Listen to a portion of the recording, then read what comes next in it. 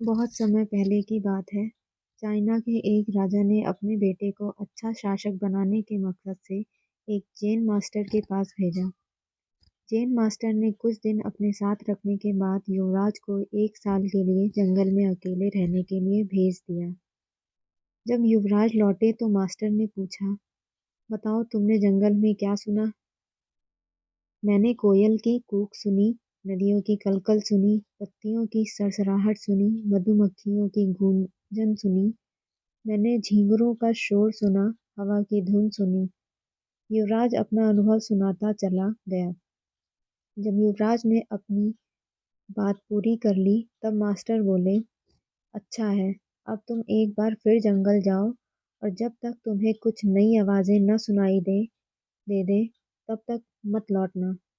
1 साल जंगल में बिताने के बाद युवराज अपने राज्य को लौटना चाहता था, पर मास्टर की बात को टाल भी नहीं सकता था, इसलिए वह बेमन ही जंगल की ओर बढ़ चला। कई दिन गुजर गए पर युवराज को कोई नई आवाज नहीं सुनाई दी। वह परेशान हो उठा। उसने निश्चय किया कि अब वह हर आवाज को बड़े ध्यान से सुनेगा। फिर एक सुबह उसे कुछ अनजानी सी आवाजें हल्की हल्की सुनाई देने लगी। इस घटना के कुछ दिनों बाद वह जैन मास्टर के पास वापस लौटा और बोला, पहले तो मुझे वही ध्वनियाँ सुनाई दी जो पहले देती थी, लेकिन एक दिन जब मैंने बहुत ध्यान से सुनना शुरू किया तो मुझे वो सुनाई देने लगा जो पहले कभी नहीं सुनाई दिया था। मुझे कलियों के खिलने की आवाज़ सुनाई देने लगी। मुझे धरती पर पड़ती सूर्य की किरणें, तितलियों के गीत और घास द्वारा सुबह की ओस पीने की ध्वनियाँ सुनाई देने लगीं।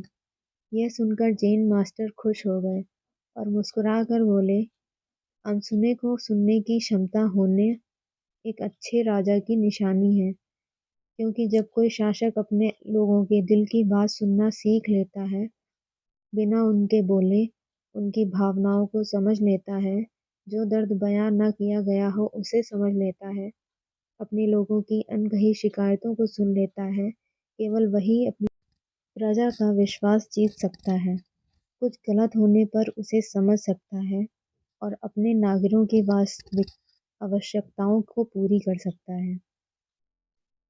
दोस्तों, अगर हमें अपनी फील्ड का लीडर बनना है तो हमें भी वो सुनना सीखना चाहिए जो नहीं कहा गया है, यानी हमें उस युवराज की तरह बिल्कुल अलर्ट होकर अपना काम करना चाहिए और अपने साथ काम करने वालों की ज़रूरतों और भावनाओं का ख्याल रखना चाहिए।